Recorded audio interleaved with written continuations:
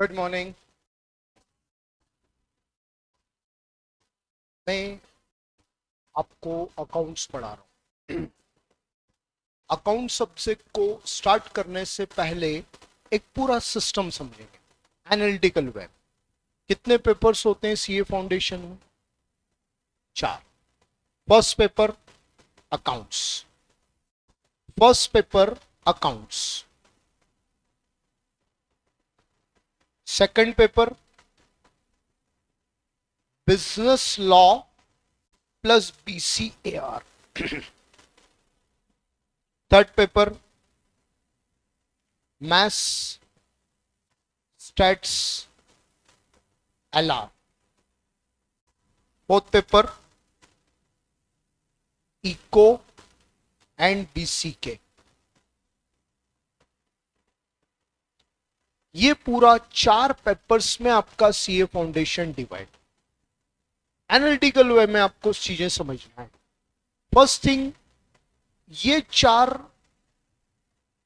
इनमें से 2, फर्स्ट 2 ये आपके डिस्क्रिप्टिव सब्जेक्ट है। Descriptive long answer just like 12th। अभी जैसे आप 12th पढ़कर आए, 5, 10, 15 मार्क्स के क्वेश्चंस होते हैं, ये आपका पैटर्न मिलता है आपको, ठीक है। और ये जो आपका थर्ड और फोर्थ पेपर है, ये आपका एमसीक्यूज है, ऑब्जेक्टिव टाइप क्वेश्चन। ये डिफरेंस, ये 2 सब्जेक्ट आपको डिस्क्रिप्टिव मिलेंगे, ये 2 ऑब्जेक्टिव मिलेंगे, ठीक है ना। आप दोनों को मिक्स करके सीए फाउंडेशन प्लान किया है, बट ऐसा नहीं है कि एक ही सब्जेक्ट डिस्क्रिप्टिव ऑब्जेक्टिव दोनों पैटर्न पर है। ये पेपर पेंसिल एग्जाम होती है। आपको जैसे 12th में आप कॉपी में कुछ प्रेजेंट करते थे, बोर्ड में सबमिट करते थे, वैसे यहाँ होगा। और ये 2 पेपर एमसीक्यू ओएमआर शीट पर एग्जाम होते हैं। ये डिफरेंस है, ठीक। Second type of analysis, 4 paper में से 2 थेरोटिकल हैं और 2 न्यूमेरिकल हैं। कौन से 2 थेरोटिकल हैं? ये बिजनेस लॉ और ये इकोनॉमिक्स एंड बीसी के, ये थेरोटिकल है, वो प्योर थियरी, ठीक। और 2 पेपर जो बचे अकाउंट्स, ये आपके प्रैक्टिकल सब्जेक्ट। प्रैक्टिकल बोलते हैं, न्यूमेरिकल बोलते हैं। 2 प्रैक्टिकल 2 थियरी, ऐसा इन्होंने डिवीजन किया। अब third and last type of analysis. अब थर्ड एनालिसिस बहुत इंपॉर्टेंट है। आप क्या ऑब्जर्व कर रहे हैं कि ये अकाउंट्स 100 मार्क्स का, सब 100 मार्क्स के, ईच पेपर फॉर 100 मार्क्स, लेकिन इसमें कोई डिवीजन नहीं, one and only subject for 100 marks. यहां 2 सब्जेक्ट मिलाकर 100 मार्क्स हो रहे, ठीक है ना। 60 मार्क्स का लॉ एंड 40 मार्क्स का बीसीआर, ये 3 सब्जेक्ट मिलाकर 100 मार्क्स हो रहे हैं, 40, 40 एंड 20। अगेन ये फोर्थ पेपर, 2 सब्जेक्ट मिलाकर 100 हो रहे हैं। क्या एनालिसिस आता है सामने? अकाउंट्स एक सिंगल सब्जेक्ट के फॉर्म में 100 मार्क्स दे रहा है, और यहां सब पर 2-2 सब्जेक्ट मिलाकर 100 मार्क्स कम, ठीक है। मेरा एक ही पॉइंट बनता है कि बाकी सब्जेक्ट पर अपने लेवल पर पूरी मेहनत हम कर रहे हैं, कोई डाउट नहीं, करना भी चाहिए, लेकिन अकाउंट इन तीनों पेपर के कंपैरिजन में आधी प्रिपरेशन दे रहा है। यहाँ 2 घंटे कवर हो रहे हैं, यहाँ 2 घंटे कवर हो रहे हैं, यहाँ 2 घंटे, 2 आवर्स में कवरेज मिलता है, चाहे हम क्लास में पढ़े चाहे हम घर में पढ़े। अभी आपको प्रतीक सर बीसीआर पढ़ा करेगा, अभी असीम सर आएंगे लॉ पढ़ाने, तो 2 आवर्स में ये 100 मार्क्स अचीव हो रहे हैं। ये 100 मार्क्स आपके 1 आवर में अचीव हो रहा है। और ऑब्वियसली जब क्लास में डबल टाइम लग रहा है, तो अपनी होम प्रैक्टिस में भी डबल लगता है। तो अपने को आधे टाइम में आधी एनर्जी पर मार्क्स कवर हो रहे हैं, कितना बढ़िया है, विन विन सिचुएशन। अब के बारे में मैं सब कुछ जानता हूं, आप लोगों की साइकोलॉजी, आप लोगों का परसेप्शन, आपकी स्ट्रेटेजी, मैं उसी पर पहले दिन गाइड करता हूं, और बस वो हो जाता है मेरा पर्पस सॉल्व। ऐसा जनरली होता क्यों? हम तो नहीं सोच रहे कि अकाउंट्स, हम जिस दिन अकाउंट्स का सिलेबस देखते हैं, उसी दिन ये हमारा परसेप्शन बन जाता है, वो चाहे आपने देख लिया हो चाहे अभी देखेंगे। अकाउंट्स का सिलेबस आपने इससे पहले देखा या नहीं देखा? आपकी परसेप्शन क्या बनी? ये 11 ये जो अकाउंट्स 100 मार्क्स में हम यहां पर सीए फाउंडेशन में टारगेट कर रहे हैं, हमारा सोच क्या आ जाता, अरे यार ये तो पूरा 11-12 वाला अकाउंट। बस उस चीज को थोड़ा सा क्लियर करना है। पहले तो सिलेबस देखते हैं कि सीए फाउंडेशन हमें अकाउंट्स में 100 मार्क्स में क्या पढ़ा रहा है। पहला थ्योरेटिकल फ्रेमवर्क, चलो उसकी बात अभी हम नहीं कर रहे हैं, वो थियरी है। Journal, ledger, trial balance, subsidiary book including cash book, ठीक है ना। इसके बाद rectification of errors, bank reconciliation statement, ठीक है, डेप्रिसिएशन, बिल्स ऑफ एक्सचेंज, फिर आता है फाइनल अकाउंट्स। कहां पढ़े ये सारे टॉपिक्स? ये पूरा 11 का सिलेबस आ गया। ये सभी टॉपिक्स 11th अकाउंट्स में होते हैं। ओके, फिर हम आगे आते हैं partnership, introduction, retirement, sorry admission, retirement, death, ठीक है। फिर आता है final account of NPO, income and expenditure जिसको बोलते थे, राइट। शेयर्स एंड डिबेंचर, ये सब टॉपिक कहां पढ़े? 11 का सिलेबस आ गया, 12 का सिलेबस आ गया। ये पूरा रियल सिलेबस है फाउंडेशन का, है ना। 12 का रेशियो एनालिसिस और cash flow statement CA foundation का पार्ट है, वो नहीं पढ़ता, सिलेबस में कवर नहीं होता है, ठीक है। तो अब 5 टॉपिक ऐसे जो हमने 11-12 में पहले नहीं पढ़े, 5 बिल्कुल यूनिक टॉपिक है जो पहले आपने 11-12 में नहीं पढ़े बट सीए फाउंडेशन पढ़ाता है। सेल और return sale, consignment, average due date, account current, और ये इन्वेंट्री वैल्यूएशन। ये पूरा 100 मार्क्स का हमारा सीए फाउंडेशन का अकाउंट्स का सिलेबस है। अगर मैं रेशियो एनालिसिस और कैश फ्लो को 30%, 40% भी मानूं कि 60% हम पढ़ रहे हैं और 40% स्किप कर रहे हैं, तो ये जो 5 टॉपिक है वो 40% से ज्यादा कवरेज रखते हैं जो आपने पहले 11-12 में नहीं पढ़े। कंक्लूजन क्या आया? 11 का पूरा सिलेबस, 12 का पूरा सिलेबस ये सीए फाउंडेशन में कवर होता है। ओके, अब हमारे साथ क्या ट्रेजेडी होती है, कई बार ऐसा हो जाता है कुछ बच्चों का परसेप्शन, अरे यार ये तो 11-12 का ही सिलेबस है, ठीक है 5 टॉपिक अलग है वो अपन देख लेंगे, इसको तो अब ज्यादा देखने की जरूरत है। ये परसेप्शन मत बनाना, ये सोच मत बनाना। बेशक आपको सिलेबस का इंडेक्स 11-12 के सिमिलर दिख रहा है बट कंटेंट में बेटा बहुत डिफरेंस। अब मैं आपको जो बात कहने जा रहा हूं, मेरी बात का ये मीनिंग मत निकालिएगा कि मैं डरा, ये क्लैरिटी में हमेशा देता हूं। और हर बैच की इनिशियल स्टेज फर्स्ट डे पर मेरा यही एक लेक्चर मैसेज फॉर्म में, क्योंकि यहां में डरने डराने वाली बात ही नहीं है बेटा। परसों एग्जाम एंड हुई, आज आप क्लास में बैठे हैं, आपकी जितनी अवेयरनेस तो किसी में है ही नहीं।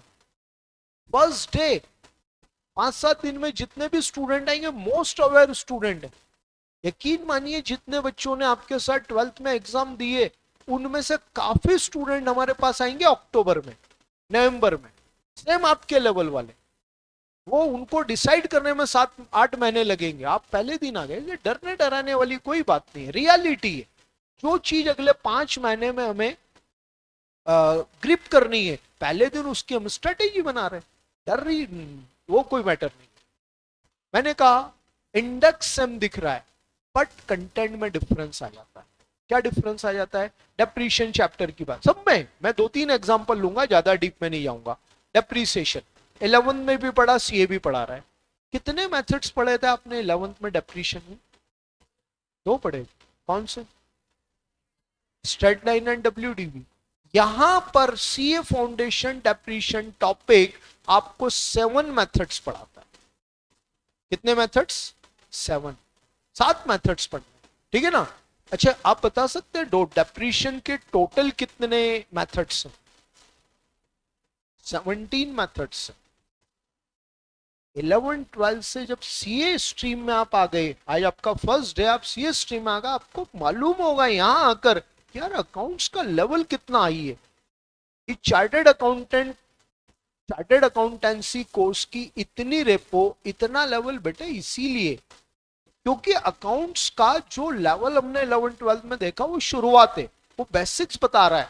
7 मेथड्स, डेप्रिसिएशन की टोटल 17 है। फिर एक चीज ये भी आती है, फिर 17 क्यों नहीं पढ़ा रहे बेटा? अभी अपनी एलिजिबिलिटी उतनी नहीं है कि अपन पूरी 17 ग्रास्प कर लें। आज हमने 7 मेथड्स पढ़ ली हैं, कुछ मेथड विंटर में और आ जाएंगे, कुछ फाइनल में आ जाएंगे, हमारा नॉलेज कंप्लीट हो जाएगा। बिल्कुल प्रैक्टिकल टच। जैसे मैं आपको यहां पर एक एग्जांपल देता हूं, सेटमैक्स एक चैनल होता है, सेटमैक्स चैनल, एंटरटेनमेंट चैनल, हाँ, उसमें एक बड़ी फेमस मूवी, हाँ, सेटमैक्स का एक ऑब्जेक्ट है कि हर महीने जितने बच्चे पैदा हुए वो थोड़े टाइम बाद मैच्योरिटी पर आ जाते हैं, ठीक है ना? तो इंडिया में एक भी बच्चा बिना सूर्यवंशम देखे ना रहे, उनका मूवमेंट चल रहा होगा। अब ये सूर्यवंशम सेटमैक्स के लिए क्या है? एक एसेट्स है। सूर्यवंशम के प्रोड्यूसर से उन्होंने उस मूवी के राइट परचेस किए, वो हर महीने उसको टेलीकास्ट करते हैं, ओके, उससे रेवेन्यू अर्न करते हैं। हर महीने वो एक मूवी आएगी, हर महीने उसके व्यूअर्स उसको मिल जाएंगे, ठीक है ना? और उस पे जो एडवर्टीजमेंट आते हैं वो कंपनी की सोर्स ऑफ रेवेन्यू है। तो बेटा सूर्यवंशम एक एसेट्स हो गई उनकी। वही सबके साथ ऐसा ही होता है, जितने OTT channels movie right purchase करते हैं वो सब उनकी एसेट्स हो गई। अब ये इस मूवी को कैसे डेप्रिशिएट करेंगे? सोचिए आप, ये प्रैक्टिकल है, रियल लाइफ में ये चीजें अप्लाई होती है। अब ये नॉलेज अपने को समझ नहीं आ रही है, ये पहली बार सुना। किसी ओटीटी चैनल के लिए एक मूवी एसेट्स हो गई क्योंकि उन्होंने एक सर्टेन अमाउंट पे करके उस मूवी के राइट परचेस की। जो भी डील हुई हो, 50 करोड़, 100 करोड़, 500 करोड़ में वो मूवी राइट परचेस किए, तो ये हो गई उनकी एसेट्स। और ये कितनी बार ब्रॉडकास्ट कर रहे हैं उसके अकॉर्डिंग वो डेप्रिशिएट होगा। तो सीए लेवल पर आकर समझ में आता है इतनी चीजें अपने को अप्लाई होती है और अपने को सबका नॉलेज मिलता है। ये डेप्रिशिएशन का चेंज हम वहां पढ़कर आए। 2 मेथड्स यहां हमें पढ़ना है, 7 मेथड्स। बिल्स ऑफ एक्सचेंज की बात कर, बिल्स ऑफ एक्सचेंज हमने 11th में सिंपल बिल्स ऑफ एक्सचेंज पढ़ा। यहां सिंपल बिल्स ऑफ एक्सचेंज के साथ अकोमोडेशन बिल एक नया नॉलेज एड ऑन हो जाए। मैंने अभी कहा ना, डरने डराने वाला कोई ऑब्जेक्ट ही नहीं है, पर रियलिटी है। मैं तो उल्टी बात करता हूं, बड़ा इंटरेस्टिंग नॉलेज है। आप डेप्रिशिएशन टॉपिक कंप्लीट करने के बाद मजा आ जाएगा, बोले यार पहली बार समझ में आया माइंस कैसे डेप्रिशिएट होता। अभी तक तो यही नॉलेज था मशीन कैसे डेप्रिशिएट होती है। अब सीए फाउंडेशन आपको सिखाएगा माइंड कैसे डेप्रिशिएट होती है, एक कंप्यूटर सॉफ्टवेयर कैसे डेप्रिशिएट होता है, ठीक है? तो ये सारा नॉलेज, ऐसे अकोमोडेशन बिल किस तरीके से एक ट्रेडर बिल्स ऑफ एक्सचेंज को यूज करके टेम्परेरी फंड्स अरेंज करता है। फॉर एग्जाम्पल अभी मैं मेरी पूरी टीचिंग प्रैक्टिकल एक्सपीरियंस पर है, प्रैक्टिकल नॉलेज पर है, कहीं हम थेरोटिकल बात ही नहीं करेंगे। फॉर एग्जाम्पल अभी आप एक बिजनेस रन कर रहे हो, काय का, जो समर में चलती है चीजें, लाइक एसी कूलर, इस टाइप का बिजनेस करते हो। अभी आपको 10 लाख रुपए की नीड है, और कब तक? सिर्फ 3 महीने तक। 30 जून जैसे रेनी स्टार्ट हुआ आपका वो पैसा फ्री हो जाएगा। 10 लाख तो चाहिए अभी, अब आपको पैसा 10 लाख अरेंज करना है। बेस्ट सोर्स है बिल्स ऑफ एक्सचेंज। ये चीज हमने नहीं पढ़ी, ये सीए फाउंडेशन सिखाएगा। सीए फाउंडेशन बताएगा कि अकोमोडेशन बिल वो सोर्स है जिससे आप टेम्पररी अपने बिजनेस के लिए फंड अरेंज करते हैं, वो अकाउंटिंग यहां पर आती है। ऐसे ही फाइनल अकाउंट का अभी हमने 11th में सीखा है, final account of trading concern. आपको सीए फाउंडेशन ट्रेडिंग कंसर्न के साथ मैन्युफैक्चरिंग कंसर्न का भी फाइनल अकाउंट सिखाता है। एक दुकान फाइनल अकाउंट कैसे बनाती है ये तो आपको मालूम है, ये भी नॉलेज आपको मिलेगा। और एक फैक्ट्री अपना फाइनल अकाउंट कैसे बनाती है नॉलेज भी आपको सीए फाउंडेशन देगा। बेटा सभी टॉपिक्स में यही वैरायटी, रेक्टिफिकेशन ऑफ एरर में, बीआरएस में, सब में। तो ओवरऑल कंक्लूजन अब अपन करें तो सिलेबस में इंडेक्स सेम दिख रहा है बट कंटेंट में बहुत बड़ा डिफरेंस है, और वही हमें यहां पर पढ़ना है, और ये रियल सीए नॉलेज होता है। ठीक बेटा, अब ये तो हमने अपने सिस्टम को डिस्कस किया, आईसीआई ने जो हमें दिया है। अब अपन अपने इस सिस्टम की बात करें, आपके और नाटा एकेडमी या आपके और मेरे बीच में, मैं आपको ये अकाउंट सब्जेक्ट कैसे पढ़ाऊं। इस सब्जेक्ट में सबसे पहली चीज, आपको एक नोट्स मिल जाएगा क्लास से, 1-2 दिन थोड़ा सा वेट कर लेंगे हम। ये जो क्लास नोट्स है पूरी एक बुक है, ये मैंने कंपाइल किए, नाटा एकेडमी के नाम से आपको मिलती। ठीक है, इस बुक में ये पूरा सिलेबस आपका कवर होता है जो मैंने अभी आपको बताया। मेरी जो टीचिंग स्ट्रैटेजी है, हर एक टॉपिक का मैं पहले बेसिक एक्सप्लेनेशन देता हूं। टॉपिक की लेंथ के अकॉर्डिंग उसमें टाइम लगता है, half an hour, 1 hour, 2 hours, 4 hours, 6 hours. अब 4 आवर्स 6 आवर्स का मतलब ये नहीं कि एक ही क्लास में 6 आवर्स कंप्लीट होंगे, वो 6 लेक्चर में। मेरी बेसिक नॉलेज में आपको उस टॉपिक का हर एक पॉइंट क्लियर हो जाए। ठीक है ना, मैं सब कुछ आपके सामने पहले ही डिलीवर कर देता हूं। ठीक है, for example bills of exchange, तो पहले bills of exchange normal way में, फिर according to negotiable instrument act, meaning type, parties of bills of exchange, types of bill, holidays rule, then after journal entries. 8 conditions में bills of exchange की journal entry. इस पूरे सिर्फ bills of exchange के basic explanation में आप 3 lectures use करेंगे। उन 3 लेक्चर्स में आपको एक एक पॉइंट का नॉलेज हो जाता है। अब आते हैं प्रैक्टिकल क्वेश्चंस पर। अकाउंट सब्जेक्ट है, विदाउट प्रैक्टिकल क्वेश्चन तो कुछ होता ही नहीं है यहाँ पर। ठीक है, वो प्रैक्टिकल क्वेश्चंस इसी बुक से हम यहाँ पर कवर करते हैं। ठीक है, ये बिल्स ऑफ एक्सचेंज टॉपिक के नोट्स का जो मैंने अभी आपको बताया, ये पूरा कंप्लीट नॉलेज हमें यहाँ लेना है। अब क्वेश्चन पर आते हैं। मेरे नोट्स में हर चैप्टर में क्वेश्चन 2 पार्ट्स में डिवाइड है, class work and homework. Class work है जो आपको 1 बाय 1 क्लास में सॉल्व करना है। क्वेश्चन में सिंक्रोनिज्म है, इजी टू डिफिकल्ट, बिल्कुल श्योर कर लीजिएगा, 100% अपना माइंड सेट कर लीजिए। और ये मैं नहीं बता रहा हूं, आई होप ये चीजें आपके माइंड में ऑलरेडी पहले से कि भाई सीए इजी नहीं है। ठीक है ना, सीए इजी नहीं है, ये पहले दिन से अपना माइंड सेट बना लें। ओके, अगर वो इजी होता तो सीए भी बीकॉम जैसे अनएम्प्लॉयमेंट वाले लोग घूम रहे होते। हजारों बीकॉम स्टूडेंट आज मार्केट में घूम रहे हैं जिनके पास अनफॉर्चुनेटली जॉब नहीं, क्योंकि उतना लेवल उनको यूनिवर्सिटी ने नहीं। ऑब्वियसली आज एक सीए जैसे ही क्वालिफाई होता है, उसकी ट्रेनिंग कंप्लीट, उसकी आर्टिकलशिप कंप्लीट, उसको आईसीआई की मेंबर ऑफ आईसीआई का डिग्री मिली, नेक्स्ट से उसको जॉब मिल रहा है। 15 लाख से 20 लाख का पैकेज इनिशियली मिल रहा है, वो इसीलिए क्योंकि उसका लेवल ऑफ नॉलेज है। और ये इजी नहीं, लेकिन ये डिफिकल्ट भी नहीं। अजीब सी बात बोल रहा हूं, आप इजी नहीं, डिफिकल्ट भी नहीं। आपने पूरी मेहनत की तो वही चीजें आपको बहुत इजीली समझ में आए। तो हमेशा शुरुआत इजी से हो, हर टॉपिक में बेसिक क्वेश्चन। हर एक स्टूडेंट को टारगेट रखकर ये नोट्स बनाए, बिल्कुल इजी। जैसे 2-3 क्वेश्चन बेसिक है, उसके बाद लेवल बढ़ा, अब ग्रेजुअली लेवल बढ़ेगा, धीरे धीरे लेवल बढ़ेगा। और आराम से हर पर्सन, हर माइंडसेट का, हर आईक्यू का स्टूडेंट कोप अप कर लेता है। ये बाय एक के बाद एक क्वेश्चन यहां पर कंप्लीट। इस नोट्स की एक और स्पेशलिटी, हर टॉपिक में एग्जाम लेवल का क्वेश्चन मिलेगा, एग्जैक्टली वही क्वेश्चन जो पास्ट एग्जाम में आया। सारे नहीं दे सकता हूं मैं कंप्लीट, क्यों नहीं दे सकता हूं? 93 से सीए फाउंडेशन स्टार्ट हुआ था, फर्स्ट अटेम्प्ट था जून 93, और आज हम 23 में बैठे हैं। कितने इयर्स हो गए? 30 इयर्स। 2 अटेम्प्ट हर साल एग्जाम होती है, मई एंड नवंबर। 60 अटेम्प्ट, 60 में से अगर 30 टाइम भी, आधे बार भी बिल्स ऑफ एक्सचेंज का क्वेश्चन आया तो पॉसिबल ही नहीं कि 30 अटेम्प्ट के क्वेश्चन यहां पर हम कवर कर सकते। लेकिन अपनी एक्सपर्टाइज, अपने एक्सपीरियंस से वो 30 क्वेश्चन को 3 क्वेश्चन में कन्वर्ट कर ले, वो 3 क्वेश्चन 30 क्वेश्चन को रिप्रेजेंट करते। ये सब आपको एक्सपीरियंस होगा।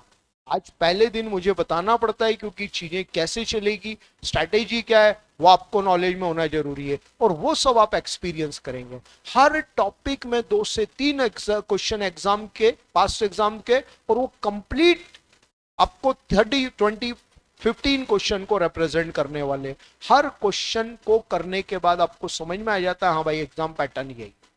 अब पास्ट एग्जाम्स के पेपर, जैसे आप 12th में पास्ट एग्जाम्स के पेपर लेते थे, वैसे सीए पे भी होता है, और वो स्कैनर के नाम से मिलता है। वो हम पढ़ते हैं लास्ट में। जब आप स्कैनर पढ़ेंगे तो आप बिल्कुल कूल रहेंगे, क्योंकि आपने नोट्स में ऑलरेडी पूरे ड्यूरेशन में सब पहले से ही पढ़ लिया है। हर टॉपिक में बस यही चलेगा।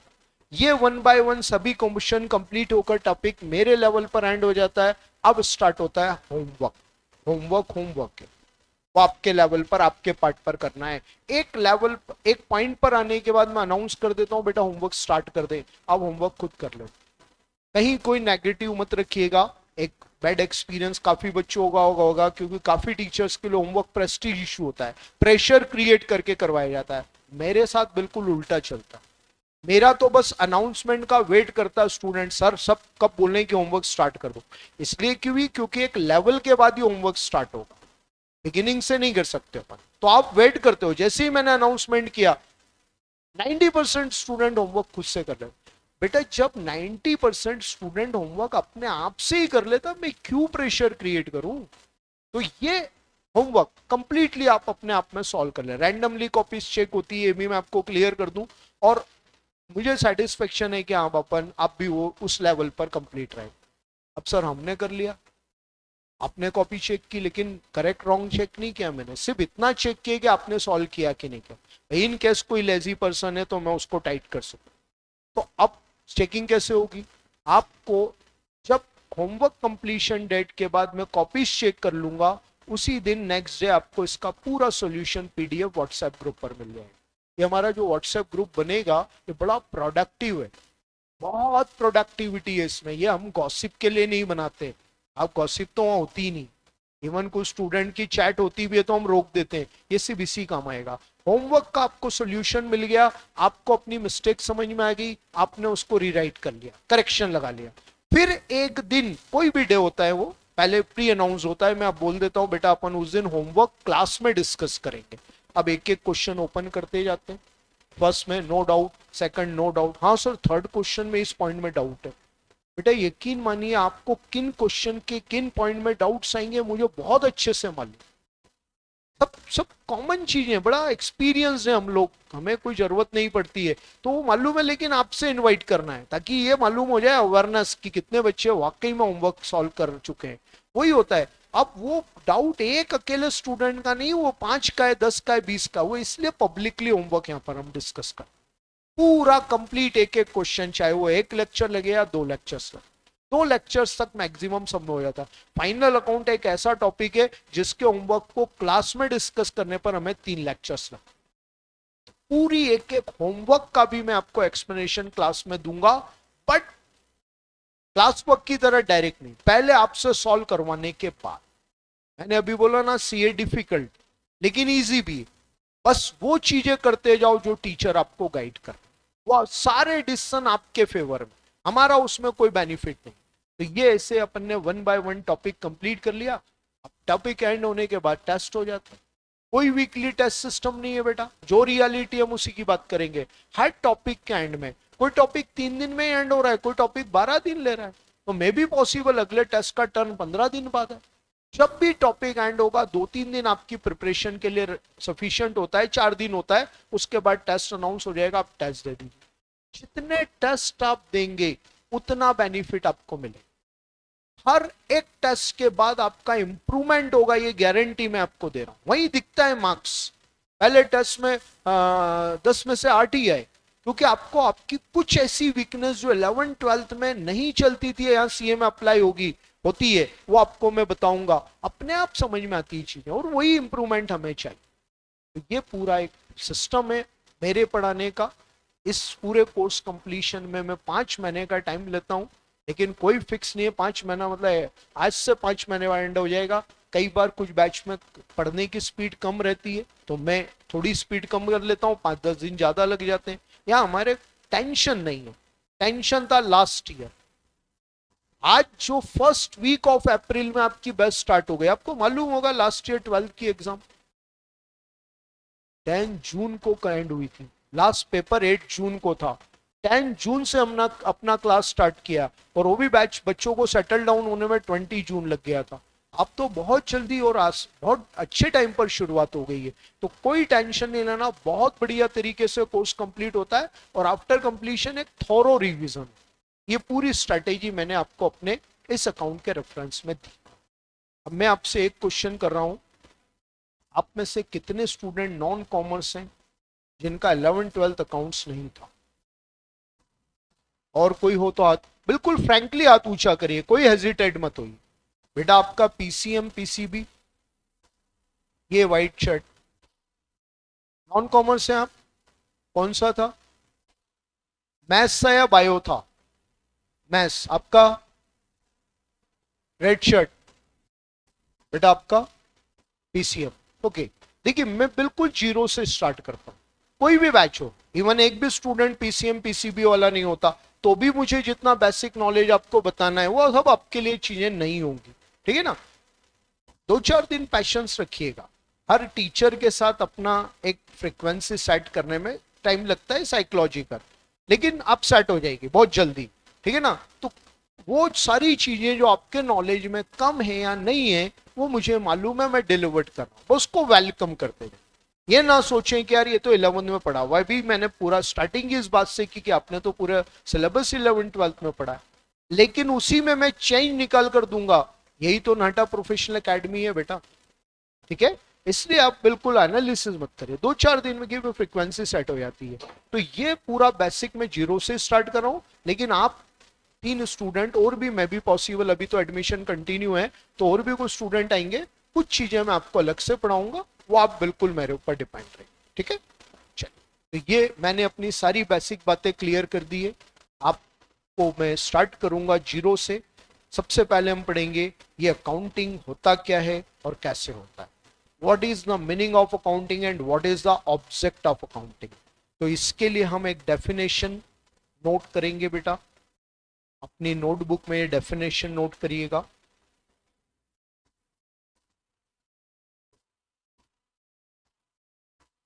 Meaning of accounting, meaning of accounting.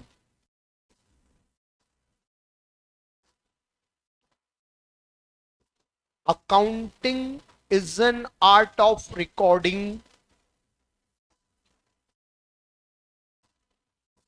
Accounting is an art of recording,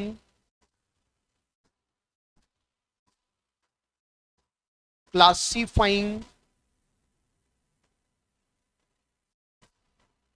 and summarizing the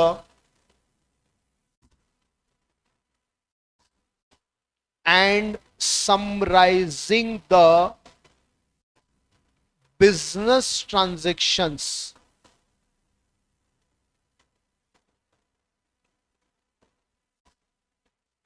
Recording, classifying, and summarizing the business transactions in money term. In money terms.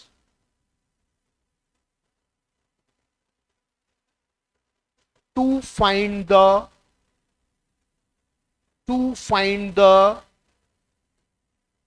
final results of business.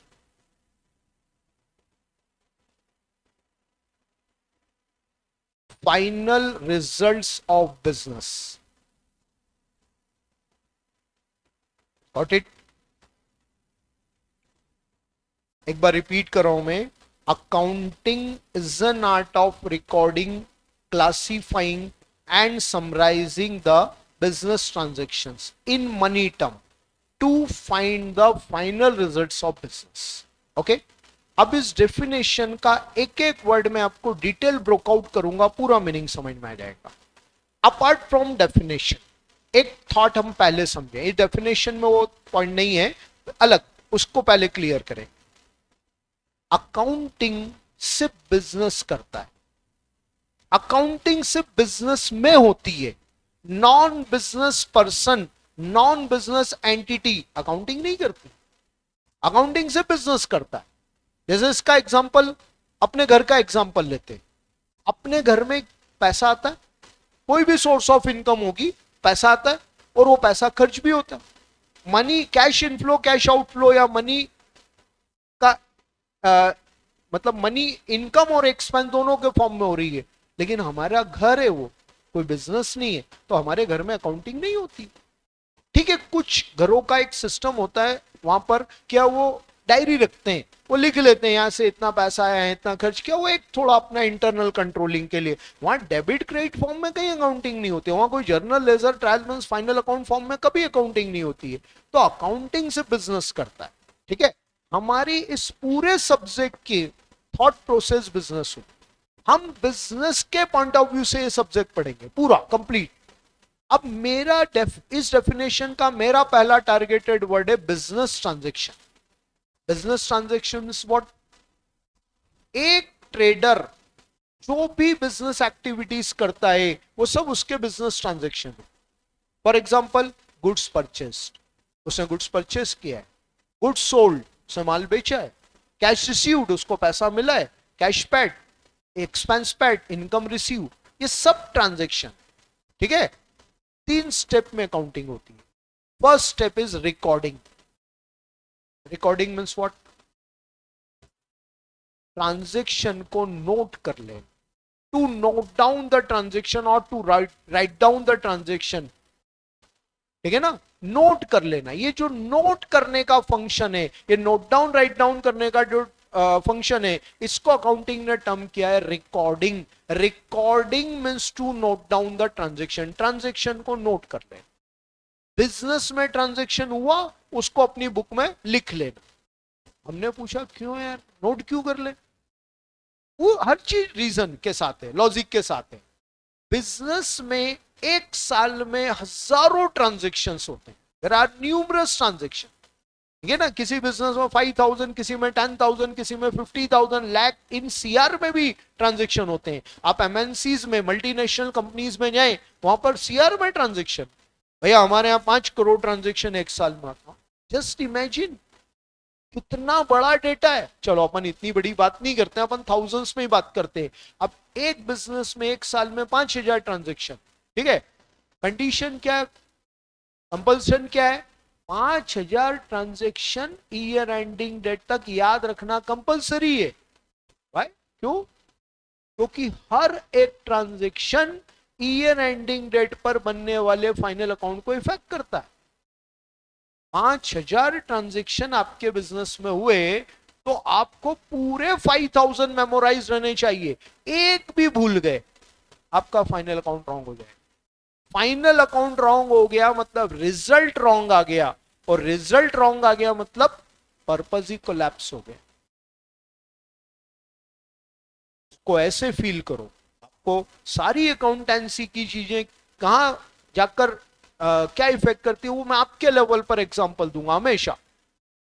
अभी आपने 12th में पूरे session में study किया, जुलाई से लगाकर अभी फरवरी तक, फिर आपने अभी एग्जाम दी। सपोज एक ऐसा स्टूडेंट है, मैं आपकी बात नहीं कर रहा हूं, कोई एक स्टूडेंट है, वो जहां पढ़ने गया उसके टीचर्स ने, उसकी कोचिंग ने, उसके स्कूल ने उसको पूरा गलत पढ़ाया, क्या होगा, एग्जाम में भी वो गलत लिख कर आएगा। अब एग्जाम में गलत लिख कर आएगा तो रिजल्ट क्या रहेगा, नेगेटिव ही रहेगा ना। अब रिजल्ट नेगेटिव रहा तो आया काई के लिए था, 12th पास होने के लिए, और 12th फेल हो गया, पर्पस कोलैप्स हो गया ना। सेम चीज यहां होती है। एक छोटा सा भी ट्रांजेक्शन अगर आप भूल गए तो आपका फाइनल अकाउंट रॉन्ग हो जाएगा और आपकी अकाउंटिंग का पर्पस कोलैप्स हो जाएगा। तो 5,000 ट्रांजेक्शन है तो पूरे के पूरे याद रखना कंपलसरी। अब दूसरी एक बात, किसी भी पर्सन की इतनी शार्प मेमोरी नहीं है कि 5,000 ट्रांजेक्शन्स को with name of person, with date, with amount वो याद रख सकता है। चलो फिर हटाते हैं इस बात को। फिर आपके एग्जाम्पल पर आकर मैं क्वेश्चन करता हूं आपसे, आंसर दीजिएगा यस और नो। अपने में से किसी को 100 फ्रेंड्स एंड रिलेटिव्स के मोबाइल नंबर ओरली याद है क्या? याद हो तो हाथ ऊंचा कर। नहीं, मैं भी उस आप ही में ही हूं, मुझे भी नहीं याद है। मैंने अपने में से इसीलिए बोला। यकीन मानिए बेटा, मैंने ये क्वेश्चन आज तक जिससे भी क्या आंसर यस नहीं आया। सोचिए इस बात को, आपको और मुझे 100 फ्रेंड्स एंड रिलेटिव्स के मोबाइल नंबर याद नहीं है। मैंने मोबाइल नंबर का एग्जांपल क्यों लिया?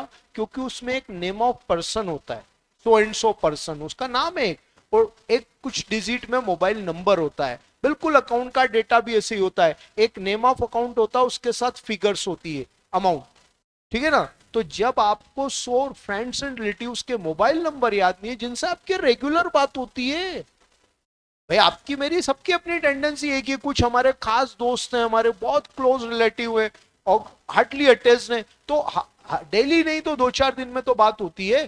फिर जब उनके मोबाइल नंबर याद नहीं है तो आप कैसे उम्मीद कर सकते हो यार एक ट्रेडर को 5000 ट्रांजेक्शन याद रहे, इम्पॉसिबल।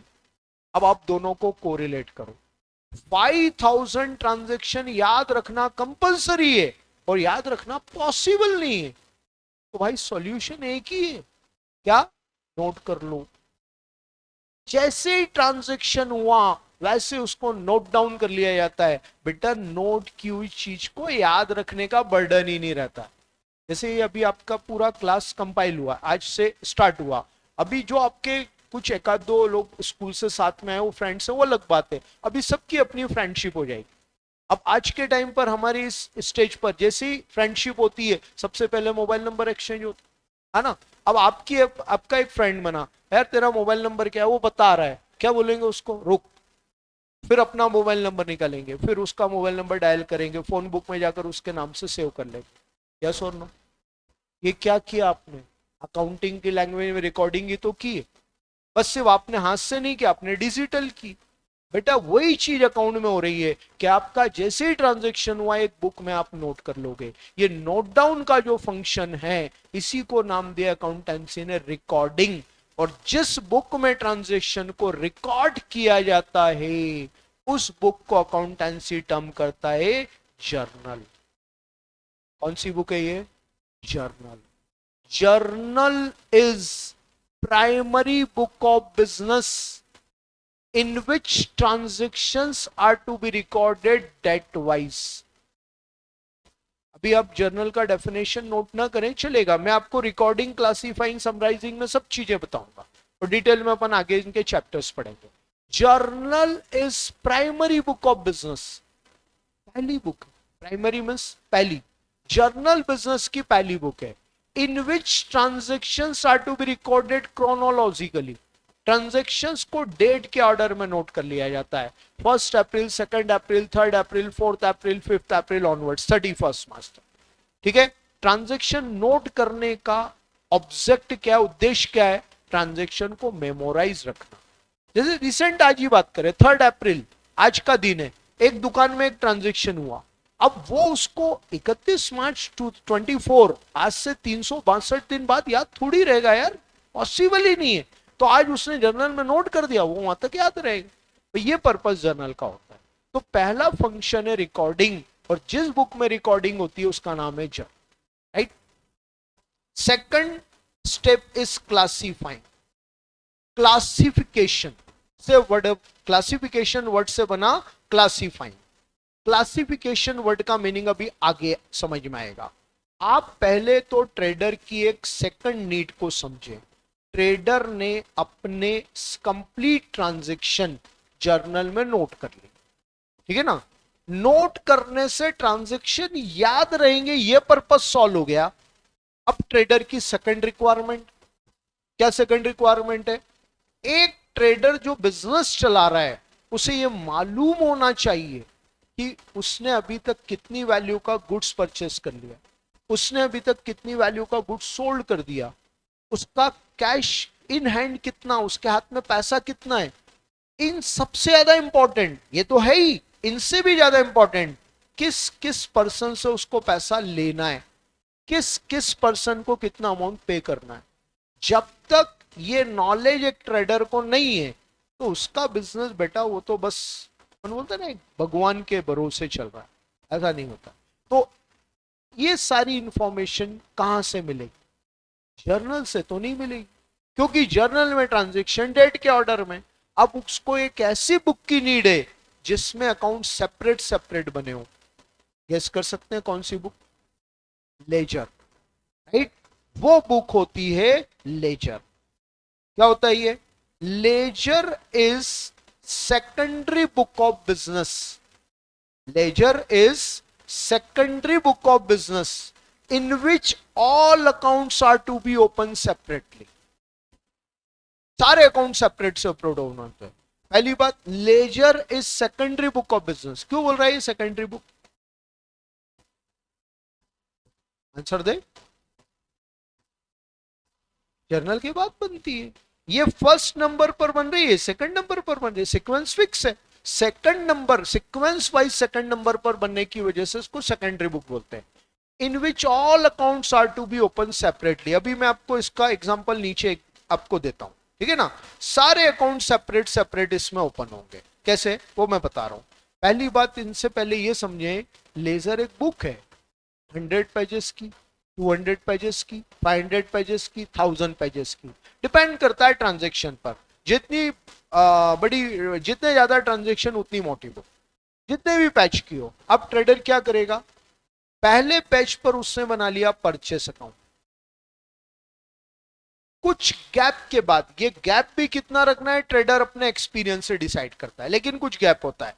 कुछ गैप के बाद उसने बना लिया फिर सेल अकाउंट। फिर कुछ गैप के बाद उसने बना लिया कैश अकाउंट।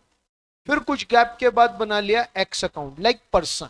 ये नेम ऑफ पर्सन मान लेना आप इनको, एक्स अकाउंट, वाइज अकाउंट। मेरी बात आपको 5 अकाउंट में समझ में आ जाएगी, मैंने 5 बनाए। एक्चुअली में ऐसे 50, 100, 500, 1000 अकाउंट बनते हैं, राइट है, जितनी नीड है उतना। बस अब क्या करेगा ट्रेडर, परचेज अकाउंट बना लिया। पहली बुक थी जर्नल, उस जर्नल बुक में फर्स्ट पेज से लास्ट पेज तक, या फिर यूं बोलें first date to last date, जहां जहां परचेस लिखा है।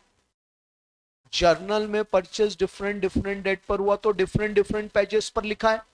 वो परचेस जो जर्नल में डिफरेंट डिफरेंट पेजेस में लिखा था, वो सब इस परचेस अकाउंट में 1 बाय 1 लिख देगा।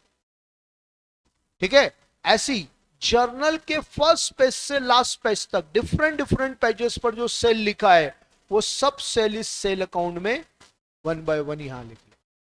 जर्नल के फर्स्ट पेज से लास्ट पेज तक जहां जहां कैश लिखा है, वो सब कैश यहां आ जाएगा। ऐसे एक्स के ट्रांजेक्शन एक्स अकाउंट में, वाई के ट्रांजेक्शन वाई अकाउंट। ध्यान से देखिए क्या हो क्या रहा है। जर्नल में सारे ट्रांजेक्शन मिक्स हैं डे वाइज, ठीक है ना। लेजर में आपने उन सबको सेपरेट सेपरेट कर दिया।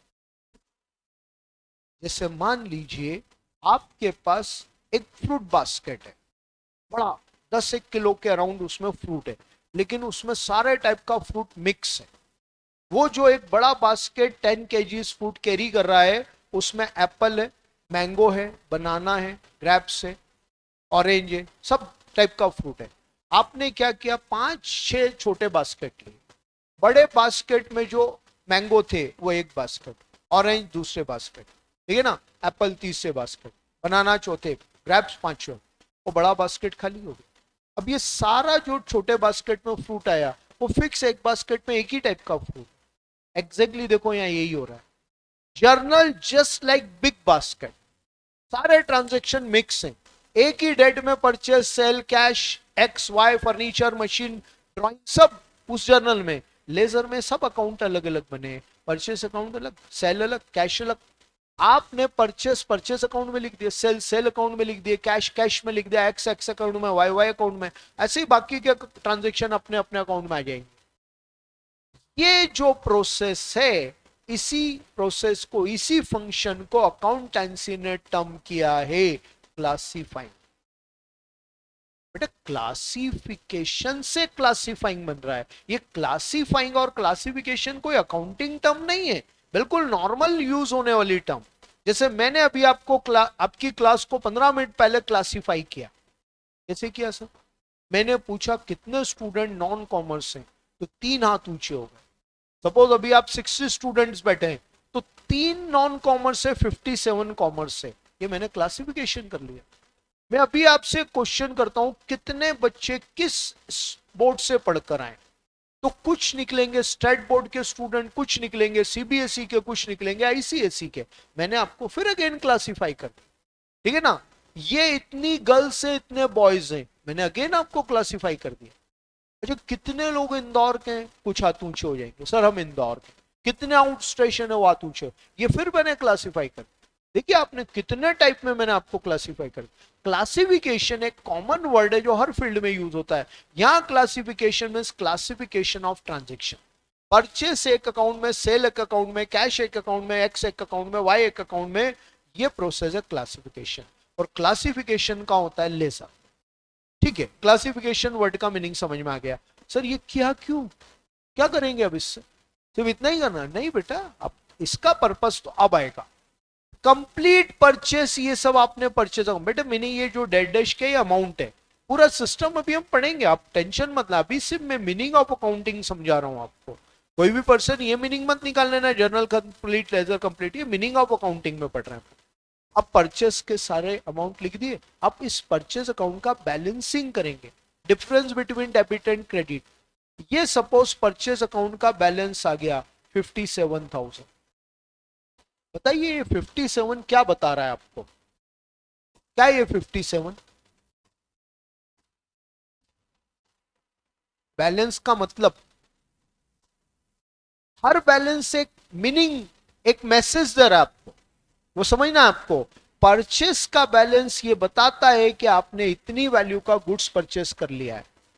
देखो अकाउंट का बैलेंसिंग आप कभी भी कर सकते हो, at the end of week, at the end of month, at the end of quarter, at the end of year. जिस डेट पर बैलेंसिंग कर रहे हो उस डेट तक का ये परचेस है। सपोज सेल का बैलेंस आ गया 72,000। अब बोलो ये क्या बता रहा है? इतनी वैल्यू का सेल ये बिजनेस अभी तक कर चुका है। ये कैश का बैलेंस आ रहा है 5700। बताओ ये क्या बता रहा है? कैश इन हैंड, इतना पैसा आपके हाथ में, ठीक है ना। ये एक्स का सपोज डेबिट बैलेंस है 5,000, वाई का क्रेडिट बैलेंस है 3,000। पर्सन का डेबिट, ये एक्स एक पर्सन है बेटा, है ना। इस पर्सन का डेबिट बैलेंस ये बताता है कि इस बंदे से आपको इतना पैसा लेना है, ठीक है ना। Debit balance of person account shows amount receivable, पैसा लेना है। बेटा मैंने अपना छोटे से एग्जांपल में आपको बात समझाई, सबको समझ में आ गई। लेकिन एक्चुअल लेजर में एक पर्सन का, दो पर्सन का अकाउंट थोड़ी होता है। 25 लोगों के अकाउंट है आपके लेजर में, 25 डिफरेंट डिफरेंट पर्सन के अकाउंट है। अब मान लो 20% डेबिट बैलेंस बता रहे हैं, तो आपको मालूम पड़ जाएगा इन 20 बंदों से हमें पैसा लेना है और इतना पैसा लेना है, ठीक है। किसी पर्सन का क्रेडिट बैलेंस आ रहा है, तो क्रेडिट बैलेंस क्या शो कर रहा है? उस बंदे को उतना अमाउंट पे करना है। ये कंप्लीट इंफॉर्मेशंस आपको कहां से मिलती है? लेजर से। लेजर बनाने के बाद एक ट्रेडर को अपने हर एक इंडिविजुअल अकाउंट की बैलेंस पोजीशन क्लियर हो जाती है, और बेटा इसी बैलेंस पोजीशन से बिजनेस चलता है, ठीक है ना। मतलब हर बिजनेस के साथ एक ही ट्रेजेडी है, ट्रेडर को ओरली डेटा थोड़ी क्लियर रहते हैं। इमेजिन करो आप एक दुकान चला रहे, आप एक बिजनेस रन कर रहे ऑन एज ऑनर, आप अच्छा बड़ा बिजनेस है, तो कोई छोटी, बिल्कुल छोटी दुकान नहीं है, एवरेज अच्छा बिजनेस है। अब आपका एक कस्टमर है मिस्टर शर्मा, क्रेडिट सेल उसको करते हो, राइट। आज शर्मा आया आपके बिजनेस में, आपकी शॉप में, आपकी दुकान पर, और वो बोलता है मुझे पेमेंट करना है, बताओ कितना पैसा मैं दूं। हर कस्टमर आप ही से पूछेगा, वो मालूम है उसको, फैक्ट है, उसको मालूम है आपको कितना देना है, लेकिन आपसे आकर जरूर पूछेगा, ये टेंडेंसी है। मिस्टर शर्मा आए, बोले मुझे कितना पेमेंट करना, आपको बताना पड़ेगा। ऐसा थोड़ी बोल सकता आप अपने हिसाब से दे दो, तो ऐसा बोलने लोगों तो लोग चीट कर जाएंगे आपको। अब आपको मालूम तो है ही नहीं शर्मा से कितना पैसा लें, फिर आप अपने अकाउंटेंट को बोलोगे मिस्टर शर्मा का अकाउंट निकालो। इसी लेजर में मिस्टर शर्मा का अकाउंट निकलेगा, और वहां आपका अकाउंटेंट आपको बताएगा सर इनका 22,000 का बैलेंस है। आप शर्मा को बोलोगे सर आपसे 22,000 लेना है। शर्मा जी को भी मालूम है उनको 22 देना है, लेकिन वो आपसे ही पूछेंगे, और आपने बताया 22 वेरीफाई हो गया, वो 22,000 पेमेंट कर देंगे। बेटा बिजनेस में पहला यूज अकाउंटिंग का बिजनेस चलाने के लिए होता है, अकाउंटिंग सिर्फ अकाउंटिंग करने के लिए नहीं होती है, ठीक है ना। तो ये बिजनेस में यूज है। फर्दर अकाउंटिंग में इन बैलेंसेस का यूज क्या है, वो अपन अगली स्टेप समराइजिंग में देखेंगे। ये सारे कंप्लीट बैलेंसेस से ही आगे अगला स्टेप डिसाइड होता है समराइजिंग। तो दो स्टेप पहले हमने पढ़ा, रिकॉर्डिंग क्लासिफाई। बेटा अभी डेफिनेशन और बड़ा है, इसमें टाइम लगेगा, टाइम आज अपना और हो गया है, कल इसको यहीं से कंटिन्यू। ठीक, कल मिलते हैं, गुड डे।